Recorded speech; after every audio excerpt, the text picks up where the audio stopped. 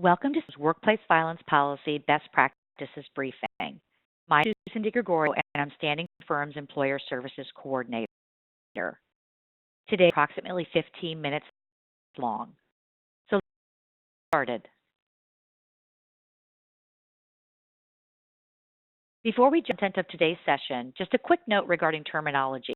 We are using partner violence in reference to the physical, sexual, financial, or psychological harm by a current or former intimate partner or spouse.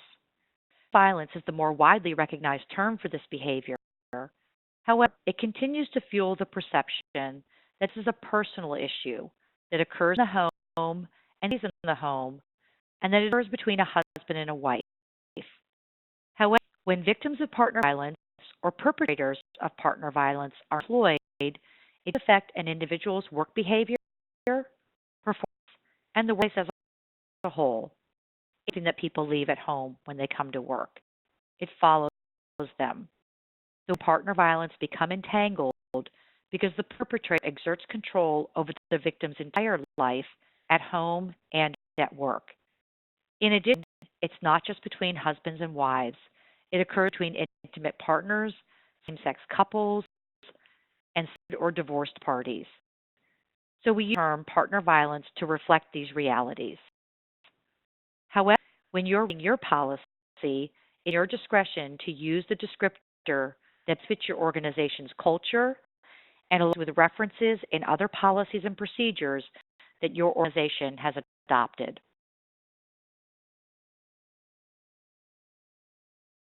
The objectives are twofold. We want to discuss the approaches employers have adopted to implementing a partner violence policy. Many have chosen to embed partner violence policy language in a broader workplace violence policy, where opted for a completely separate partner violence policy. Either works, as long as key provisions of an effective partner violence policy are included.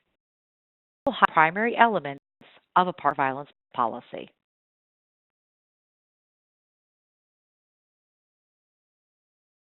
Occupational researchers have identified 4 types of workplace violence, and recently a 5th has been added: psychological violence. Policy provisions are aimed at addressing workplace violence where the perpetrator usually does not have a relationship with the business, but has a personal relationship with the intended victim. We say because in some instances, the perpetrator is known in the workplace. And it's that according to the Department of Labor, 27% of workplace violence events have roots in partner violence. This is frequent because the abuser knows exactly where his or her victim will be during work hours. Frameworks to explain why some employers choose to embed their partner violence policy provisions within the framework of a broader workplace violence policy. However, if you use this approach, you must recognize that an effective response to partner violence differs from effective responses to other types of workplace violence. Effective partner violence policy not only speak to actions that need to be taken if there's a risk to the workplace, but it clearly outlines the organization's commitment to provide support to employee experiencing partner violence. In other words, it recognizes the potential of a workplace violence incident stemming from partner violence and recognizes the value of employees who are surviving partner violence to the organization and the support that is necessary to assist them in continuing to be a productive employee. NFC should also address how an employer will respond to employees who are perpetrators of partner violence. A partner violence is successful if it establishes a culture where partner violence is acknowledged by the employer as a potential issue for employees and creates an environment where employees are comfortable disclosing that they are a victim of partner violence or that they are concerned about a coworker. The goals of an effective partner violence policy should include awareness and mitigating the risk of partner violence from affecting the workplace, and create a supportive and safe work environment for victims of partner violence and their coworkers.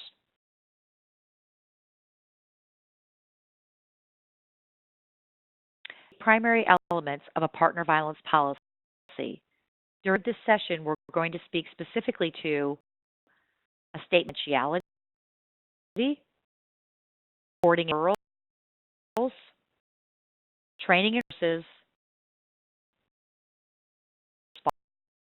response.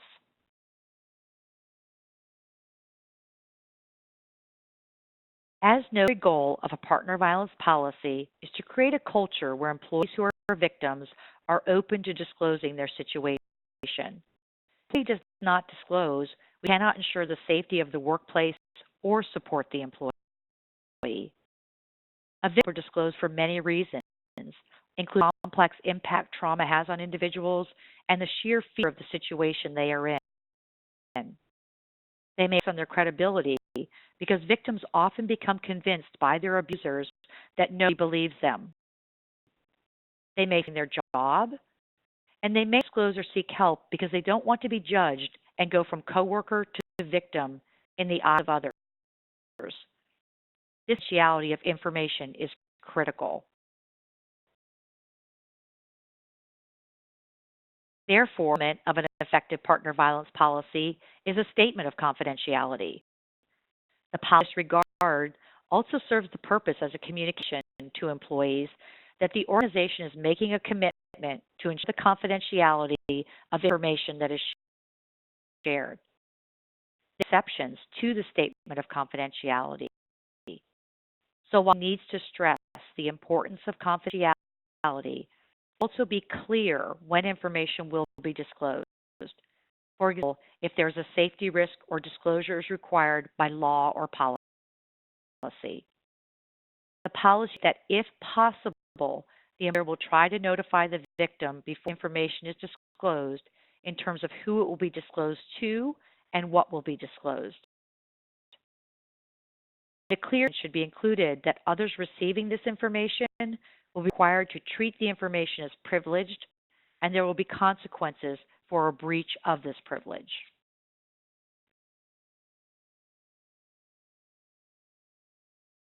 For the referral section of the policy, steps need to be provided for both employees experiencing partner violence and those who have information about a victim or perpetrator of partner violence. For situations, the policy should designate a specific person, team, or department as the primary resource for reporting. It also states there will be no retaliation for disclosing or reporting.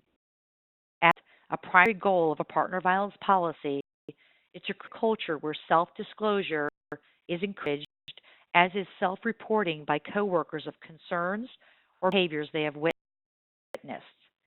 Setting your partner violence policy provisions with a broader workplace violence policy, make sure to assess any mandated reporting requirements in the broader policy and how they would apply in a partner violence situation.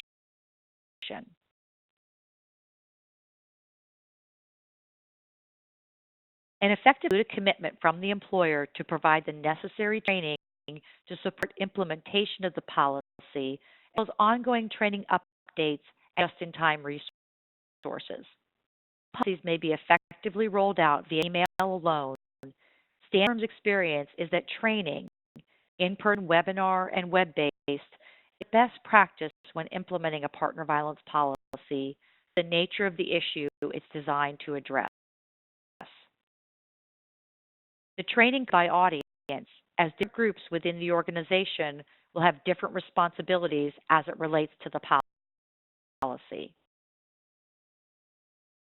Additional training requirements and methods used to train vary by audience based on logistics such as location or precedent into how your organization typically implements policies and trains employee groups.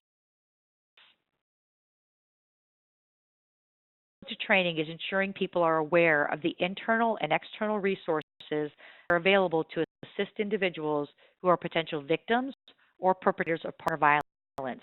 Therefore, these resources need to be clearly identified and accessible prior to any training.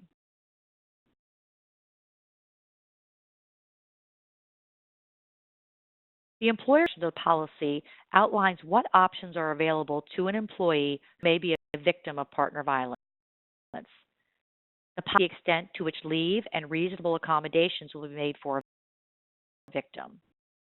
Steps that will be taken if creating a workplace safety plan is a necessary step, and identify what an employer will do if they are listed as a place the perpetrator is not to come under a protection from abuse order.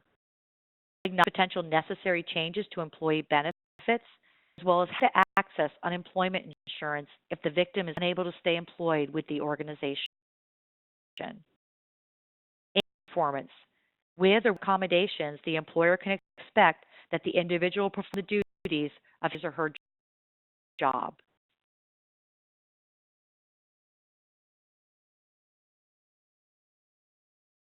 A partner also needs to address employees who are perpetrators of partner violence and may be misusing company resources to carry out the abuse. And partner violence policy needs to define those activities by perpetrators that it will not tolerate, and inconsistency within a broader code of conduct the employer expects of all employees as a condition of their employment. Perpetrating partner violence in the workplace against another person and is reported, then the partner violence policy should spell out the steps the organization will take to address the situation. Appropriate investigations upon receiving a report, a break from other employees who may be witnesses, will be required to determine if the employee did or did not perpetrate violence.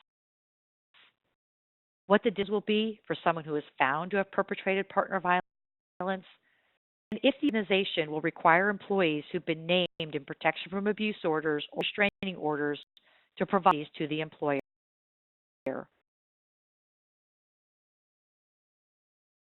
Is it a good idea? Immediate termination upon a validated report.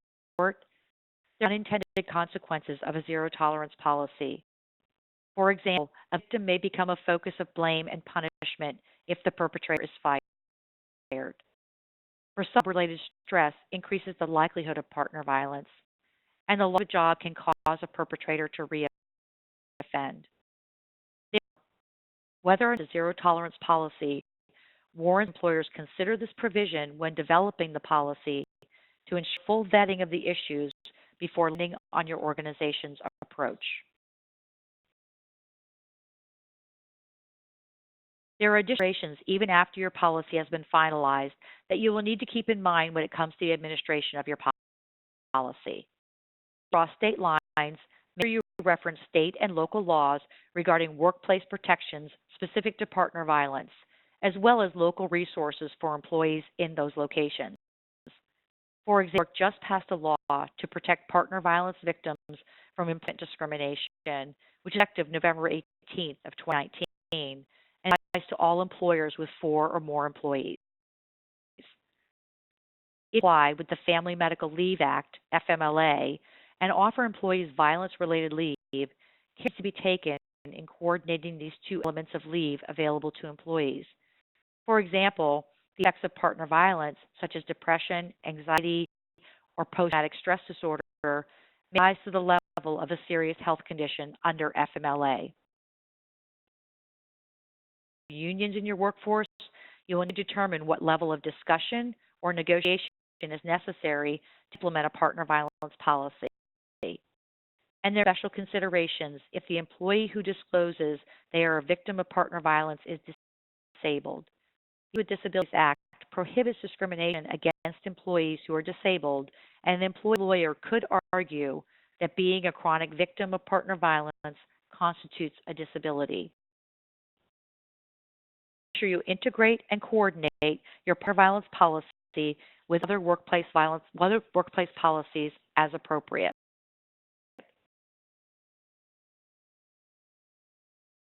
Thank you again for today's briefing.